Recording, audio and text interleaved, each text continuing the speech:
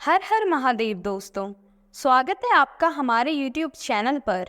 आज की वीडियो में हम सुनेंगे शिव महापुराण श्री उमा संहिता का 39वां अध्याय, वैवस्वत वंशीय राजाओं का वर्णन।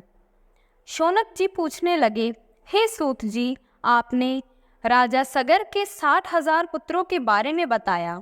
अब कृपा करके यह बताइए कि उनके 60,000 पुत्र किस प्रकार हुए। शौनक जी के प्रश्न का उत्तर देते हुए सूत जी बोले, हे मुनिवर, सगर की 2 पत्नियां थीं।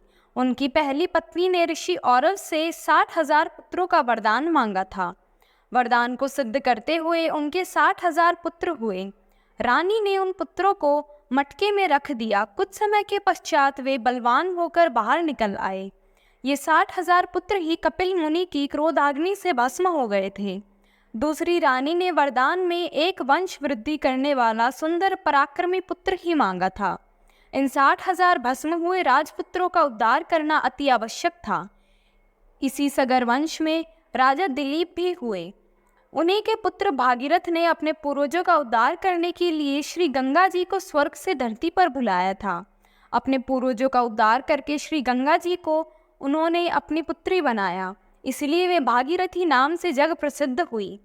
भागीरथी का पुत्र श्रुतिसेन, उनका पुत्र नाभागा, नाभागा का अम्बरीश, उनका सिंधुदीप, उसका आयुताजी, आयुताजी का ऋतुपर्ण, उनका अर्णपूर्ण, उसका मित्रसहर, उसका सर्वकर्मा, सर्वकर्मा का अनरण्य, अनरण्य का मुड्डीद्रोह, उसका निषद और निषद का खटवांग, खटवांग का दीर्घबाहु, दीर्घबाहु का दिलीप, दिलीप का रघु, रघु का अज, उसका दशरथ एवं दशरथ के पुत्र के रूप में मर्यादा पुरुषोत्तम श्री राम का जन्म हुआ।